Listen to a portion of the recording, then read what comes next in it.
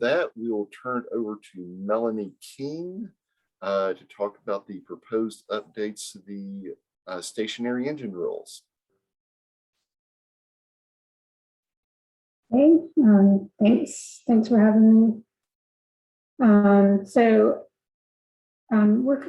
We're really in the early stages of this. So I'm just kind of wanting to give you guys a really early heads up. If you're familiar with the rules, they were written, really before we had our electronic reporting systems in place.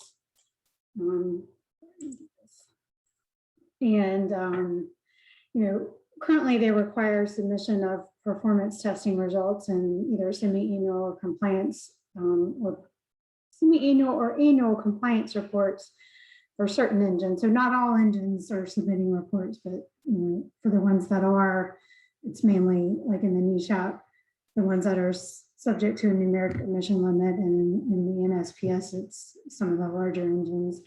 And they're all doing that, not through any electronic reporting system. They're, I guess, sending hard copies or emailing or what have you. So, the information is going to states and or regional offices, and, here at headquarters, we're not seeing the information. So our plan is to revise the rules to change that so that they're going to be using our electronic reporting systems to submit that information. So, we're not going to be changing like who has the report or, which reports they're submitting or the frequency, which they're reporting. We're just basically going to propose to change the, way in which they're submitting the information. And so that will allow us, and other stakeholders to see the information that's being submitted.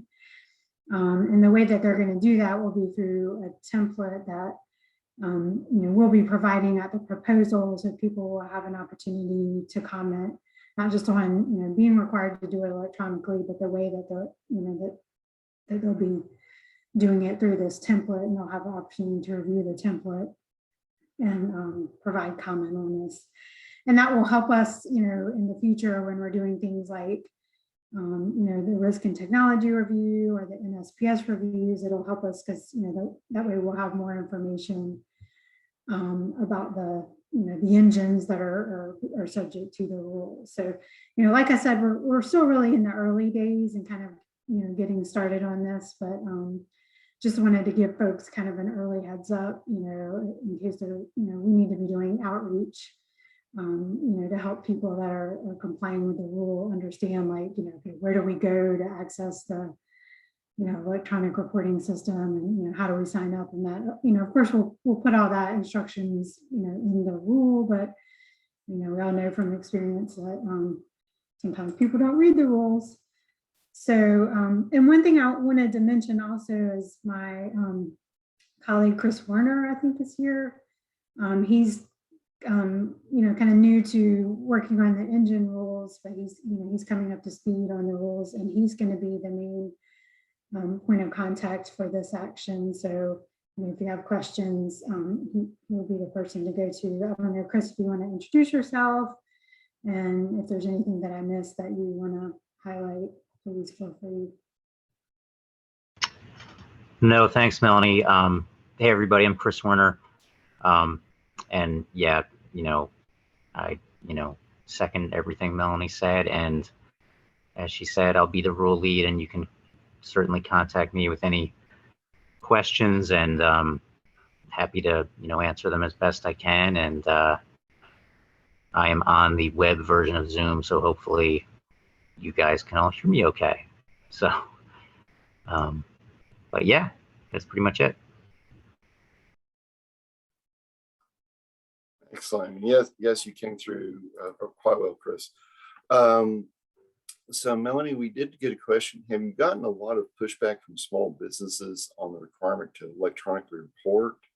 I know that's something that has been moving to be a requirement in many different rules, though we as the small business firms have sort of also been pushing back against that and asking for it to be an option rather than an actual requirement, because there are certain businesses that have limited or no access to internet or web capabilities, and it's a little bit of a pain to pull up all your records and go to the local library and try and do your environmental reporting that way. I mean, I'll let Chris add as well.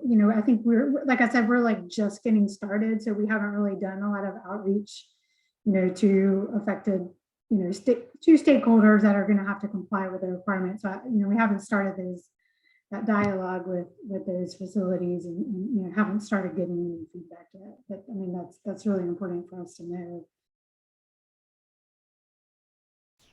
Yeah, thanks, Melanie. I certainly appreciate that. I know, speaking with the folks who have put the electronic reporting provisions in a lot of the other NESHAP rules that EPA has, there are sometimes outstanding circumstances that folks who absolutely cannot do electronic reporting don't need to do, but I'm not sure exactly whether it's a blanket exception or whether it's case by case or anything like that. So that's certainly something we'll think about. I don't know whether it's like something that has to be like, approved at the administrator level or something like that. So we'll certainly think about that feedback. We kind of anticipated that there are, we do know that there's people that have these engines that, like you said, may not have internet access and stuff like that. So we're sensitive to that.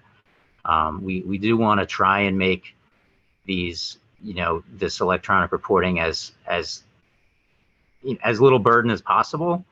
So we are going to actively think about, how to make it as little burdensome as possible and really make it easy for folks.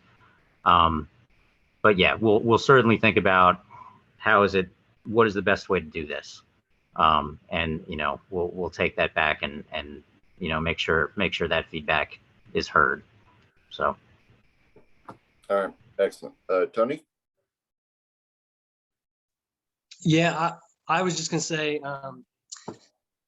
when there's electronic reporting required, it makes sense. I understand it. We all understand it.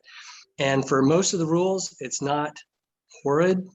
It's hard, but it's something that can be done. When you start talking about rules like dry cleaners, auto body shops, and rice engines with over 100,000 sources, I don't think anybody's prepared for trying to switch all those over to electronic reporting. I know that we're not, and that would be kind of a nightmare. So thank you for listening on that. It's pretty important on a few of these rules that have tens of thousands of sources. And that would certainly be the case with the stationary engines, because when we were initially looking at it's like everybody has one, and it's anywhere from your industry segments all the way down to Amish communities, and some of them have at least adopted an engine, but the possibility of them having an internet connection is fairly slim. And I hear you guys, and I'm totally not trying to minimize, and this is definitely, like Chris said, something we'll think about. But one thing I do want to make sure is, like, not every engine has to submit a report. So, there are like a lot of engines at area sources, for example, that aren't submitting compliance reports. So just keep in mind that, like, the scope is not every engine subject to the NESHAP, but engines subject to the NESHAP that have a numeric emission limit and have to submit these compliance reports. So just I like completely agree that if we were requiring every single stationary engine in the US to submit something to us, that would just be Okay.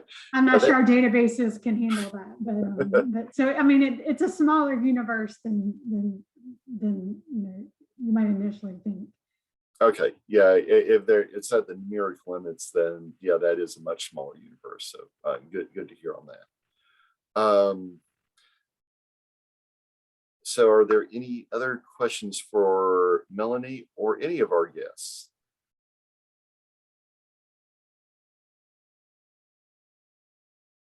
Okay, here's a random question. I know most of the NESHAP applies to your smaller engines. Is there a particular rule for your really huge engines, like a single engine that counts as a Title V source? Yeah, I mean, the NESHAP doesn't have a, any kind of size. Actually, none of our stationary engine regulations have any kind of size limitation. So as long as they're stationary, from the very small to the very large, they're subject to the regulations. Okay. Yeah, that was something that I looked up to see if there was an engine capable of being a Title V source, and I did find a very few. One of them being a NASA launch pad pressure tester that had something like a 20,000 horsepower engine, and it by itself counted as a Title V source, but a very unusual circumstance. So. Yeah, I mean, I think where we tend to see that, extremely huge engines are like in non-continental, where they're, they don't have coal or natural gas or whatever, so they're using like diesel engines for power generation. Like in, I think I saw one in Guam that was like 40-something thousand horsepower. So, like Guam, Puerto Rico, like some of those places, they even, I think Alaska, Hawaii, before they've gone more to the clean energy, they had some extremely large like diesel engines that were used for prime power generation for large areas. Okay, that's very interesting to hear that. Okay, Marvin? Hi, this is Jennifer Theodore. I had a question for Bob, if he's still on. I think you mentioned that there was a penalty for areas that didn't reach attainment. And so I'm curious if he knows where that penalty goes.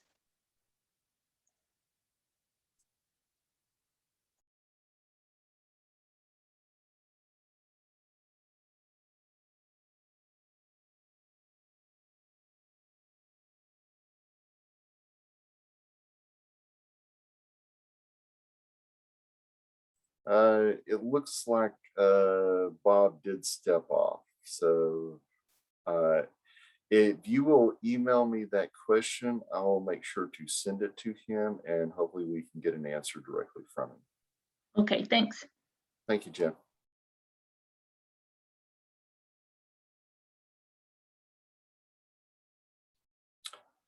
Okay, if there are no further questions,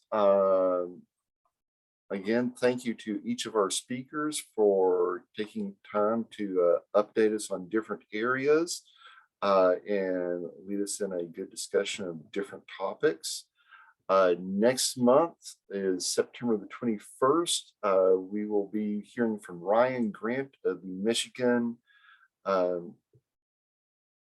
I can never remember what EGLE stands for. I think it's Eastern Great Lakes Environmental, or anyways, but he'll be talking on industrial stormwater and permitting basics.